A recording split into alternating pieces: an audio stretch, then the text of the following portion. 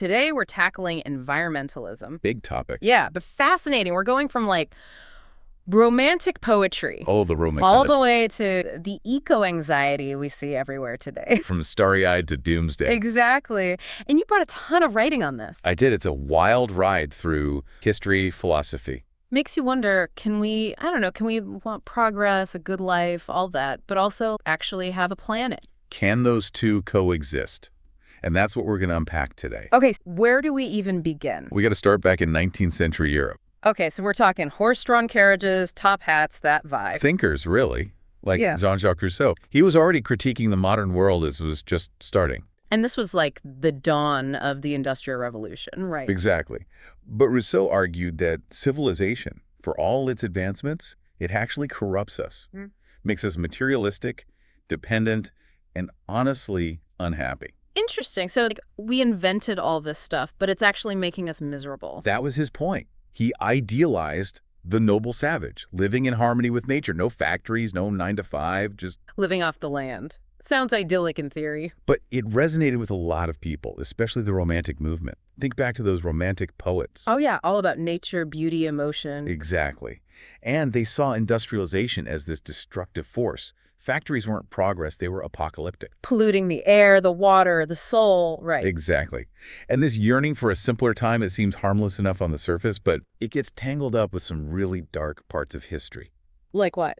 In Germany, these romantic ideals, with the whole folk traditions, connection to nature, the Nazi Party actually twisted them. Wow, so even something that seems pure can be manipulated. Exactly. It shows how important context is when we talk about these ideas. For sure. But for now, let's jump across the pond to the U.S. They had their own version of environmentalism brewing, right? Oh, absolutely. Different anxieties, but still about how we humans fit in with the natural world. Okay. Yeah, in the U.S., it was a different flavor. Not so much about going back to some pre-industrial past. Right. It was more about what if progress is actually backfiring on us? Makes sense, right? Post-war boom, everyone's got cars, appliances. But suddenly pollution, pesticides, it's all hitting the fan. And everyone's reading Rachel Carson's Silent Spring. That, and a bit later, you get Paul Ehrlich's The Population Bomb. Okay, so those two books, they really put environmentalism on the map. Totally. Carson's talking about, like, pesticides basically wiping out entire ecosystem. Woods dying off, the whole food chain disrupted. And Ehrlich, he's warning about too many humans, basically.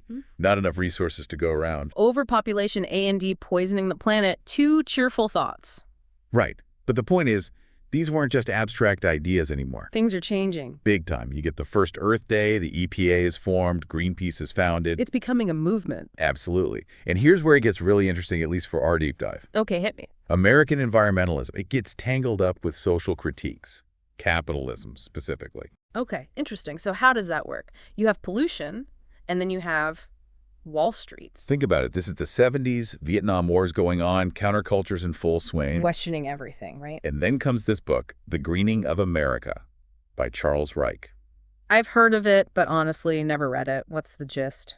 Reich says capitalism, yeah, it creates wealth, but it does it by trapping us in this soul-crushing system. Meaningless work. Just to buy more stuff, which means more pollution and so on. So it's like a vicious cycle. Exactly. And you can see those echoes of Rousseau, right? Civilization corrupting us. But there's also this Marxist critique in there about alienation and like the whole system being rigged. Whoa. Okay. So not just fixing pollution, but like overhauling society. That's the direction it's heading in. And Reich wasn't alone. You had Barry Commoner advocating for eco-socialism. Which is what, exactly? The idea that environmental problems are, at their core, caused by social inequality, by the very structure of capitalism. Okay, that's a whole other level. Right. And it gets even more radical. This is where we get into deep ecology. Deep ecology. Never heard of it. So Arne Naess, this Norwegian philosopher, he says humans, we're not above nature, we're part of it. And every living thing has the same intrinsic value. So a tree is as important as a person. In essence, yeah. Any ecological destruction, no matter how small, is unacceptable, according to this view.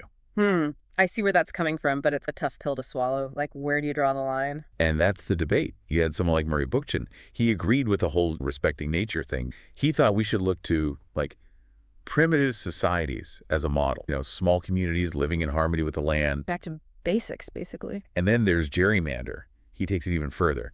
Says people living those subsistence lifestyles, they didn't fall behind. They made a choice. They rejected civilization intentionally. Well, that's a pretty rosy view of not having modern medicine or indoor plumbing. It's definitely a romantic view. But what all these thinkers are pointing to is this deep unease with where we're headed. Like maybe progress isn't always progress. And that unease, it only grows as we get closer to the climate crisis. Which brings us to Al Gore. Okay, so Al Gore, Earth in the Balance, that book was everywhere. What made it different, though? He wasn't just saying, stop using so much fossil fuel. It was deeper than that. Oh, yeah. Gore was going after human nature itself, our need to control, to dominate. He saw that as the root problem. Whoa. Okay, so it's not just our cars, it's our caveman brains that are messing up the planet. In a nutshell. Yeah. From the first tools to the moon landing, Yeah. it's all about bending the world to our will. So what, we're supposed to just transcend our instincts? Good luck with that. It's a tough one. And then you get guys like Edward Abbey. He was saying maybe society has to collapse, like a reset button for humanity. Intense. And of course, there's Ted Kaczynski, the Unabomber. Extreme example, obviously. He's definitely not condoning violence here. But okay, so those are the extremes. What about the less criminal versions of this thinking? Antinatalism is a big one, especially with climate change looming so large. The idea that ethically you shouldn't have kids, bring them into this mess. It's a heavy topic for sure. And there's different levels to it, right? It's not all just no babies ever. Some people just don't want kids, period. Personal choice. Then you have the denatalists, I guess you'd call them. Okay, so they're against having kids under certain conditions. Exactly. If the world's going to end soon or extreme poverty, stuff like that, it's about the kids' well-being. Makes sense. And then there's the hardcore antinatalists, the ones who think human extinction is the goal. The only way to truly end suffering is to end Earth. It's bleak, man. But I get it. It's a lot to process, this whole arc we've been talking about, from romantic poets to lawsuits against being alive. Yeah, it went there. It makes you wonder, is all this doom and gloom actually helpful? Sure, be aware of the problems, but where's the hope? Maybe it's about finding meaning in a messed up world. This guy, Ernest Becker, he said humans, we're terrified of death. Drives a lot of what we do. Environmentalism, maybe it's a way to feel like we have some control, like we're fighting for the future, even if our own lives are finite. Could be.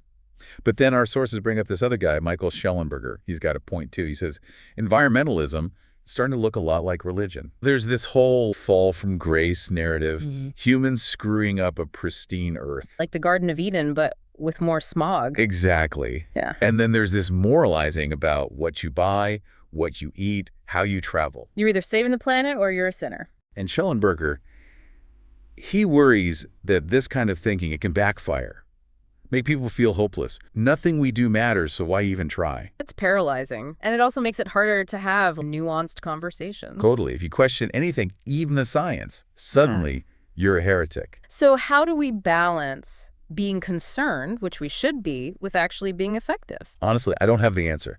But I do think that fear is not a great motivator long term. We got to find a way to tap into hope, the desire for a better world.